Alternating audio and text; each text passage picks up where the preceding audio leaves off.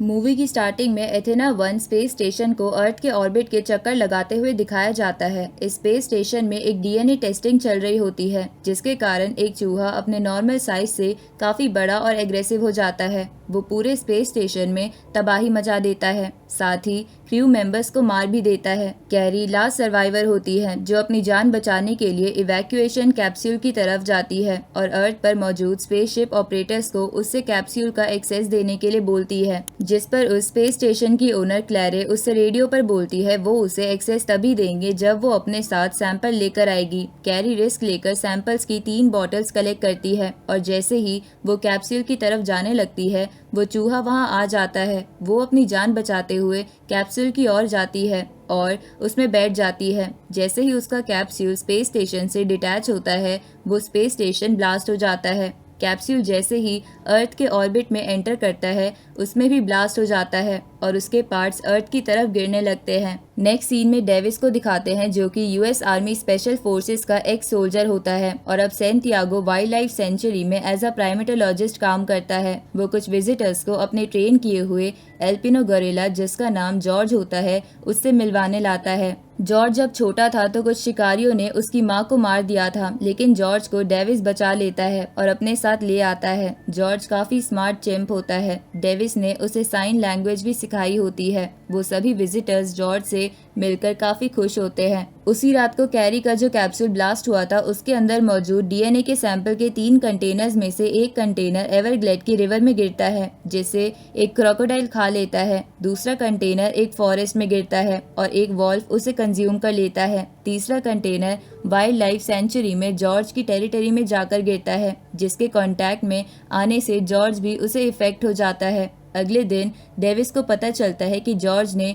एक भालू को मार दिया है और वो एक केव में बैठा है। डेविस इशारों में उससे बात करने की कोशिश करता है और पूछता है कि उसने ऐसा क्यों किया। जॉर्ज उसे बताता है कि वो बहुत डर गया था और जॉर्ज उस केव से बाहर आता है। डेविस उसे देखकर शॉक हो जाता है, क्योंकि उसका साइज काफी बढ़ गया था। वो जॉर्ज को एक बड़ी केज में रखते हैं। दूसरी तरफ क्लैरे को दिखाते हैं, जो एनर्जाइन कंपनी की सीईओ है, जिन्होंने ये डीएनए बनाया है। वो अपनी टीम को कहती है कि जिस कंटेनर में कैरी उन सैंपल्स को ला रही थी वो डिस्ट्रॉय नहीं हो सकते और अपनी टीम को उन्हें ढूंढने का ऑर्डर देती है। अगले दिन न्यूज में दिखाया जाता है कि सैंटियागो वाइल्ड लाइफ सेंचुरी के गोरिल्ला का अचानक से साइज बहुत ज्यादा इंक्रीज हो गया है, जिसकी वजह से वो बहुत डेंजरस हो गया है। इस न्यूज को केट नाम की एक लड़की सुन रही होती है, जो कि एक जेनेटिक इंजीनियर होती है। वो तुरंत ही उस गोरिल्ला को देखने पहुंच जाती है। वहां पहुंचकर वो डेविस से बात करती है और उसके हाथ में एक कंटेनर देखती है, जो डेविस को जॉर्ज की टेरिटरी में मिला होता है।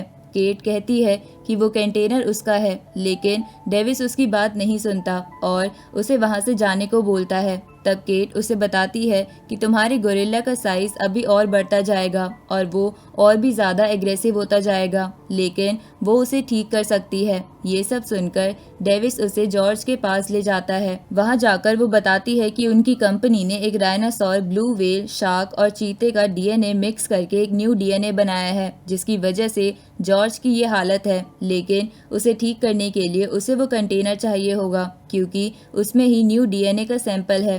तभी अचानक से जॉर्ज केज को तोड़कर बाहर आ जाता है। डेविस उसे संभालने की कोशिश करता है, लेकिन जॉर्ज सब कुछ तोड़कर बाहर रोड पर आ जाता है। वहां पुलिस भी आ जाती है, जिन्हें डेविस जॉर्ज पर हमला करने से मना करता है। वो जॉर्ज को थोड़ा शांत कराता है, लेकिन तभी पुलिस हेलीकॉप्टर से जॉर्ज पर बेहोशी के इंजेक्शन को शूट कर देती है और जॉर्ज बेहोश हो जाता है। दूसरी तरफ एनर्जाइन की टीम फॉरेस्ट में सैंपल ढूंढने पहुंचती है, जहां उन्हें एक वॉल्फ के पंजे का निशान दिखता है, जो कि काफी बड़ा होता है। वो आसपास देखने लगते हैं। तभी वो जाइंट वॉल्फ उन पर हमला कर देता है और सबको मार देता है। ये सब क्लैरे कैमरा से अपनी स्क्रीन पर देख रही होती है। वो समझ जाती है कि वो उन सैंपल्स को खो चुकी है, लेकिन अब उसे किसी भी हालत में इन जानवरों के डीएनए सैंपल्स लेने होंगे। क्लैरे अपने भाई को रूफ पर ले जाती है और वहां इंस्टॉल्ड एक रेडियो टावर दिखाती है। वो बताती है कि इस डीएनए को बनाते हुए उन्होंने इसमें कुछ स्पेशल चेंजेस किए थे,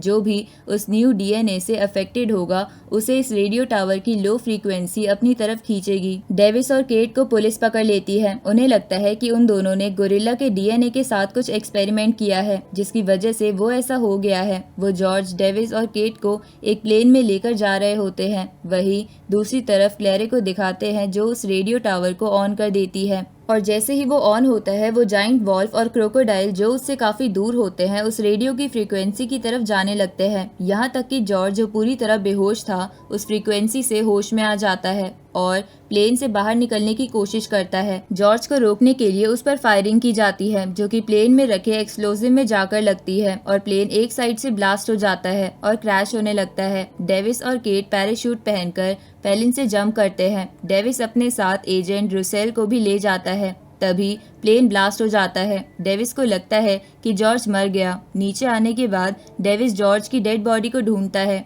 लेकिन उसे वो कहीं नहीं दिखता। वो लोग समझ जाते हैं कि जॉर्ज अभी भी जिंदा है। इतना सब होने के बाद केट डेविस को अपनी स्टोरी बताती है। वो बताती है ग्रेजुएशन के बाद उसने क्रिस्पर टेक्नोलॉजी पर काम करना शुरू किया, जिससे वो एनिमल्स के डीएनए में चेंजेस कर सकती है। वो इससे उन एनिमल्स की स्पीशीज पर काम करना चाहती थी जो एक्सटेंट होने की कगार पर है। उसी दौरान उसका भाई बीमार हो गया। वो क्रिस्पर की हेल्प से उसे बचाने की कोशिश कर रही थी और तभी वो क्लैरे से मिली और उसे अपनी रिसर्च के बारे में बताया और उसने केट को एनर्जाइन में लीड रिसर्चर बना दिया। एनर्जाइन उसकी रिसर्च का यूज खतरनाक डीएनए बनाने में करने लगी, जिसके बारे में केट को जब पता चला तो उसने उन सभी सैंपल्स को डिस्ट्रॉय करना चाहा, लेकिन सिक्योरिटी ने उसे पकड़ लिया, जिसकी वजह से उसे जेल जाना पड़ा। जॉर्ज को न्यूज में देखकर केट समझ गई थी कि इसमें क्लैरे का हाथ है और वो उसका असली चेहरा सबके सामने लाना चाहती है। तभी वो दोनों देखते हैं कि वहाँ मिलिट्री प्लेन्स आ रहे हैं। उन प्लेन्स को एजेंट रुसेल ने बुलाया होता है, जिसे डेविस अपने साथ प्लेन से बचाता है। वो लोग प्लेन में बैठते हैं और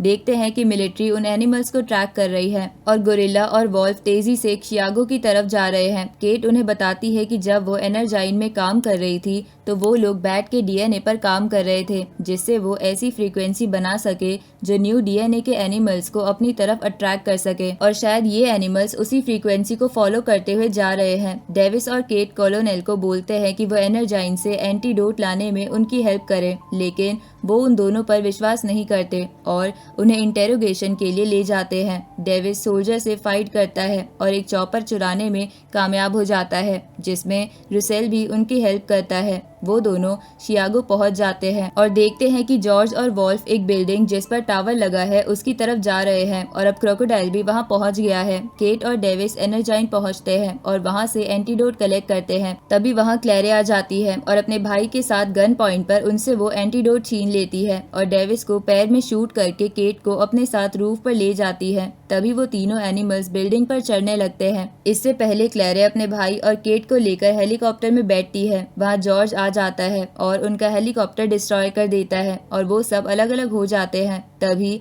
डेविस केट के पास आता है और बोलता है कि उन्हें और एंटीडोट ढूंढनी होगी। तब केट बताती है कि एक एंटीडोट अभी भी उसके पास है। वो उसे क्लैरे के बैग में डाल देती है और उसे जॉर्ज की तरफ धक्का दे देती है और जॉर्ज क्लैरे को निगल जाता है। केट बताती है कि इसका असर 10 मिनट में शुरू होगा। दूसरी तरफ क्लैरे का भाई एक चूहे को लेकर बिल्डिंग से भागने की कोशिश करता है। तभी रुसेल वहां पहुंचकर उससे वो पिंजरा ले लेता है और जैसे ही वो बिल्डिंग से बाहर निकलता है उसके ऊपर मलबे का एक बहुत बड़ा टुकड़ा आकर गिरता है। अब तीनों एनिमल्स बिल्डिंग के ऊपर पहुंच चुके हैं। डेविस और केट एक हेलीकॉप्टर में बैठकर जैसे ही उड़ान भरते हैं तभी पूरी बिल्डिंग धंस जाती है और वो तीनों एनिमल्स उसके नीचे दब जाते हैं। कुछ देर बाद जॉर्ज मलबे से बाहर निकलता है। एंटीडोट ने अपना काम शुरू कर दिया था। उसका साइज भले ही उतना ही है, लेकिन उसकी एग्रेसिवनेस खत्म हो चुकी है और वो साइन लैंग्वेज में डेविस से बात करने लगता है। तभी क्रोकोडाइल और वॉल्फ भी मलबे से बाहर आ जाते हैं और तीनों एनिमल्स के बीच लड़ाई शुरू हो जाती है। क्रोकोडाइल